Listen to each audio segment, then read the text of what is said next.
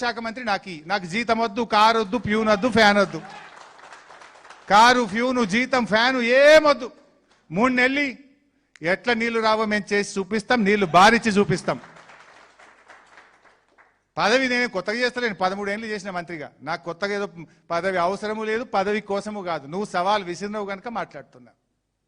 1-2 నెలలు 3 నెలలు ఈ కన్నెపల్లి మోటార్లు ఆన్ చేస్తాం, బరాబ్బర్ ఎల్లంపల్లికి నీళ్లు తెస్తాం. ఒకవేళ నీళ్లు లేకపోతే శాశ్వతంగా రాజకీయాల నుంచి నేను తప్పుకుంటా. I will leave politics. Are you ready? Are you ready? ఎందుకు ఈ మాటలు మాట్లాడుతావు? System is ready. నీళ్ళు తెచ్చుకోవడానికి అవకాశం ఉన్నది. నువ్వు చిల్లర రాజకీయాల కోసం మాట్లాడుతున్నావు. ఇప్పుడు నువ్వు నిన్న జెడ్పీటీసీ టు ముఖ్యమంత్రి 20 ఏళ్ళు అన్నావు. నేను 23 ఏళ్ళు ఎమ్మెల్యే, నీకంటే సీనియర్ను. ఎమ్మెల్యేగా సీనియర్ను, మంత్రిగా సీనియర్ను, రాజకీయాల్లో సీనియర్ను. నువ్వు నా శిష్యునివి, నా వెనక తిరిగినోనివి. నీకు బేసిజాలు ఉండాల్సిన అవసరం లేదు. చాలా మాట్లాడదాం, ఎక్కడ పెట్టో పెట్టు. నీకు కేసీఆర్ అవసరం లేదు, మేము చాలు.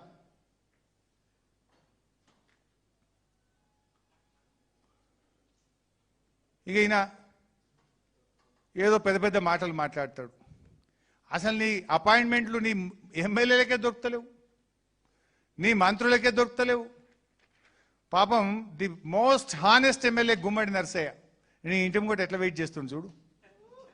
గుమ్మడి నరసయ్య నీ ఇంటి ముంగట పాపం నువ్వు 3 రోజులు ఆ ఫుట్పాత్ మీద ఎండలో నిలబడి నీకోసం నిరీక్షిస్తే కనీసం జూబ్లీ హిల్స్ ప్యాలెస్ లోపలికి కాదు, దరిదాపులకు కూడా నీ పోలీసులు రాణిస్తలేరు. నువ్వు అంత ఇనుపకంచెల మధ్య బతున్నావు.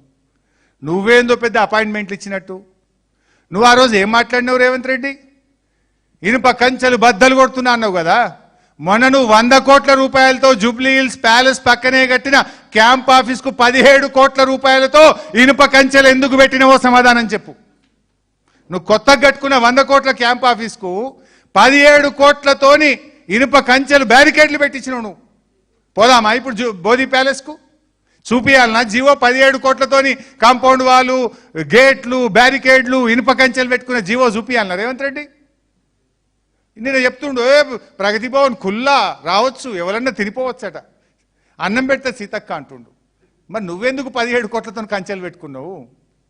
చూపియాలన్నా జీవో చూపియాలన్నా? రమ్మంటావా బోధి ప్యాలెస్కు? నువ్వు పెట్టిన ఇనుప కంచెలు, నువ్వు పెట్టుకున్న బ్యారికేడ్లు చూపియాలన్నా? మాట్లాడేటప్పుడు కొద్దిగా కింద చూసుకో నీది నువ్వు.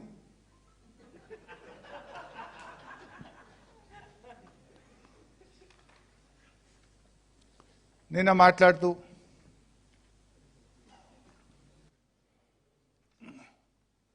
ఒక్క చుక్క నీరు రాలేదట. ఉందా వీడియో? అది అప్పులు ఉన్నట్టుంది, చుక్క నీరు పెట్టుకున్నట్టున్నావు నువ్వు.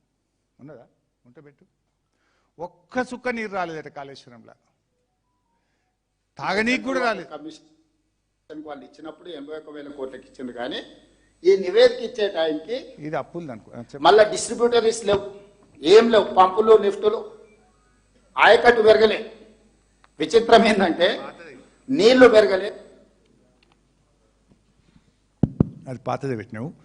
ఒక్క చుక్క నీరు రాలే. ఈ షీట్ పెట్టుకో. ఒక్క తాగడానికి కూడా నీళ్ళు రాలే. ప్రాజెక్ట్ కొట్టుకపోయింది, రూపాయి ఉపయోగం కాలేదు అని మాట్లాడండి. This is the evidence. ఇది నాది కాదు. కాంగ్రెస్ గవర్నమెంట్ వచ్చిన తర్వాత ఇరిగేషన్ డిపార్ట్మెంట్ రేవంత్ రెడ్డికి ఇచ్చిన ప్రజెంటేషన్ ఇది. ఇరిగేషన్ డిపార్ట్మెంట్ రేవంత్ రెడ్డికి ఇచ్చిన presentation. Let us see that. 98,570 ఎకరాలు ఒక ఆయకట్టు వచ్చింది. 456 చెరువులు నింపితే 39,146 ఎకరాల ఆయకట్టు వచ్చింది.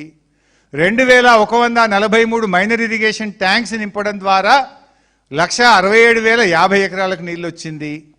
Existing SRSP stage 1, LMD stage 2, Nizam Sagar లాంటి దానికి 17 లక్షల ఎకరాలకు స్థిరీకరణ జరిగింది. కింద లాస్ట్ది 2021 నుంచి 23-24 వరకు సిద్దిపేట జిల్లా కూడవెల్లి వాగు, హల్దీ వాగు, మా దుబ్బాక ప్రభాకర్ రెడ్డి గారు ఉన్నారు, ఆయనే గేట్లు ఎత్తుతాడు ప్రతి సంవత్సరం పోయి. హల్దీ వాగు ద్వారా నీళ్ళు ఇడిస్తే 20,576 ఎకరాలకు నీళ్ళు వచ్చింది. అన్ని చూస్తే స్థిరీకరణ, కొత్త ఆయకట్టు కలిపి 20 లక్షల ఎకరాలకు గత సంవత్సరం కూడా కాళేశ్వరం ద్వారా ఆయకట్టు, డైరెక్ట్ ఆయకట్టు అండ్ స్థిరీకరణ ద్వారా నీళ్ళు వచ్చినాయి. నువ్వు నేనేం మాట్లాడతావు? ఒక్క ఎకరానికి రాలే. అరే మా ఇగో ప్రభాకర్ రెడ్డి ఎమ్మెల్యే గారు ఈయనే ఉన్నారు, నేను ఇక్కడనే ఉన్నాను, మేము ఇద్దరం ఎమ్మెల్యేలు. పొద్దుగాలేస్తే కాళేశ్వరం రోజు కాలువలు వెంబడే తిరుగుతాం మేము. మొన్న యాసంగి పంటలు ఒక గుంట ఎండకుండా మా దుబ్బాక, సిద్దిపేట, గజ్వేలు, నర్సాపూరు, మెదకు, అటు హుస్నాబాదు, అటు మానకొండూరు, పైన సిరిసిల్ల ఇవన్నీ వారినాయి కదా కాళేశ్వరం కింద. ఒక్క ఎకరం బారలేదని మాట్లాడడానికి కొద్దిగానన్ను ఉండాలి కదా రేవంత్ రెడ్డి, నీకు కొద్దిగానన్ను ఉండాలి కదా. పురాగా ఎట్లా గింత పచ్చి అబద్ధాలు మాట్లాడతావు?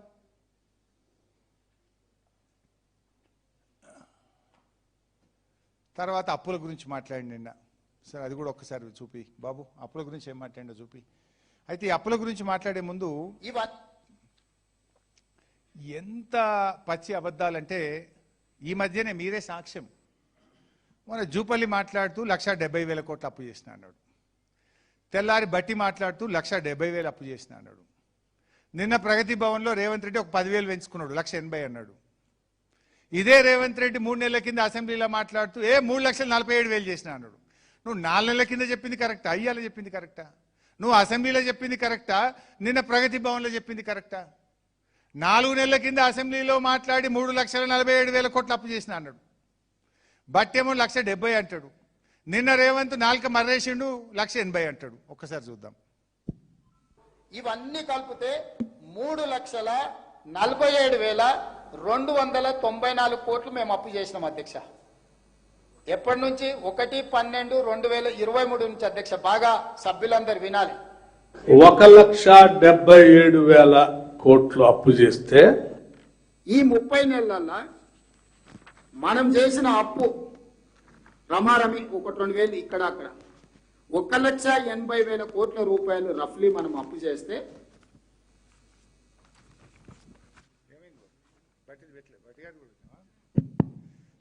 మీరే చూసింది సాక్ష్యం. అంటే అందుకే అన్నా నేను, అబద్ధానికి అంగిలాగా దొరుకుతుంది రేవంత్ రెడ్డి. అసెంబ్లీలో ఒక మాట, బట్టిది ఫైనాన్స్ మినిస్టర్ది ఒక మాట, నిన్న ప్రగతి భవన్లో రేవంత్ రెడ్డిది ఇంకొక మాట. ఏది నమ్మాలి? గిన్ని అబద్ధాలు. ఒక రాజ్యాంగబద్ధమైన పదవిలో ఉండే ఒక ముఖ్యమంత్రి గిట్లా పూటకో తీరు 4 మర్రేయచ్చనా ఇట్లా? దీన్ని ఏమంటారు? మీరే ఆలోచించండి. మీ విజ్ఞతకు, రేవంత్ రెడ్డి విజ్ఞతకే వదిలేస్తా ఉన్నా. నా చాలా ఉన్నాయి, ఏం చెప్పాలా. స్కూళ్ళది ఉన్నది, ఉద్యమకారులది ఉన్నది, శనాశాన్ ఉన్నాయి. కానీ అది కూడా అబద్ధమే. స్కూల్ అట వీళ్ళు వచ్చినాక పిల్లలు పెరిగిరట. కేంద్ర ప్రభుత్వమే స్పష్టమైన రిపోర్ట్ ఇచ్చింది, పిల్లలు తగ్గిండ్రు అని. ఈయన పెరిగిండు అన్నాడు. సరే అది మళ్ళీ చిన్నాడు, ఇంకా డీటెయిల్గా ఒకరోజు మాట్లాడతా ఎట్లా పెరిగినావు అన్నా. నిన్న ఇంకో మాట అంటాడు, ఏ ఉద్యమకారులు ఎప్పుడైనా ఉన్నారా మీ కేసీఆర్ గారు పక్కన అంటాడు. అసలు రేవంత్ రెడ్డి ఉద్యమకారుల మీద తుపాకీ గురిపెట్టి ఎవడరా జై తెలంగాణ అంటాడని నువ్వు ఆ ఉద్యమకారుల గురించి మాట్లాడేది? అసలు ఉద్యమకారులు తెలంగాణ ఉద్యమం గురించి మాట్లాడే నైతికత నీకున్నదా? రాజీనామా చేయవా రేవంత్ రెడ్డి అంటే మేమందరం ఒరిజినల్ ఇచ్చినాం, నువ్వేమో జిరాక్స్ ఇచ్చి తోక ముడిచిపోయినావు. నువ్వు జిరాక్స్ కాగితం నువ్వు.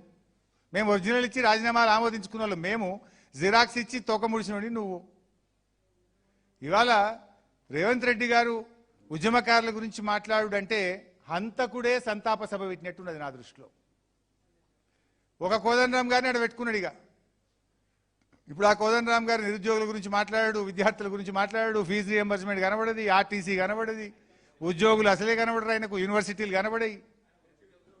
నేను అడుగుతున్నా, దేశపతి శ్రీనివాస్ ఉద్యమకారుడు కాదా? మా తమ్ముడు ఎర్రోల సీన్ కాదా? స్వామి గౌడ్ గారు కాదా? మా దేవి ప్రసాద్ అన్న కాదా? మా శ్రీనివాస్ గౌడ్ గారు కాదా ఉద్యమ నాయకుడు? బాల్కాసుమ్ ఎవరు? రాకేష్ ఎవరు? గంటా చక్రపాణి ఎవరు? ప్రొఫెసర్ సీతారామరావు ఎవరు? ప్రొఫెసర్ పాపిరెడ్డి ఎవరు? ప్రొఫెసర్ లింబాద్రి ఎవరు? గోరే టెంకన్ ఎవరు? ఇట్లా ఎంతమంది పేర్లు చెప్పాలి నేను? కేసీఆర్ ఒక ఉద్యమకారులను ఎంపీలు చేసిండు, ఒక ఉద్యమకారులను ఎమ్మెల్యేలు చేసిండు, ఉద్యమకారులను మంత్రులు చేసిండు కదా. నీకు అంత నిజాయితీ ఉంటే ఆ కోదండరాంను విద్యాశాఖ మంత్రి చేయి, నీ కమిషన్ల బాధ అన్న పోతుంది. నీకు అంత నిజాయితీ ఉంటే కోదండరామ్ గారిని విద్యాశాఖ మంత్రి చేయి. నువ్వేం చేసినావు అంటే నీ ద్రోహాన్ని కప్పుపుచ్చుకోవడానికి నువ్వు ఈ చిల్లరగా ఏదో ఉద్యమకారులను అడ్డం పెట్టుకొని మాట్లాడే ప్రయత్నం చేస్తా ఉన్నావు. ఏడన్నా అసలు గన్ పార్క్ దగ్గరికి పోయి నువ్వు శ్రద్ధాంజలి ఘటించినావా? 4 పూలు పెట్టినావా రేవంత్ రెడ్డి? నువ్వు ఏడన్నా ఉద్యమంలో జై తెలంగాణ అన్నావా నీ ముఖానికి?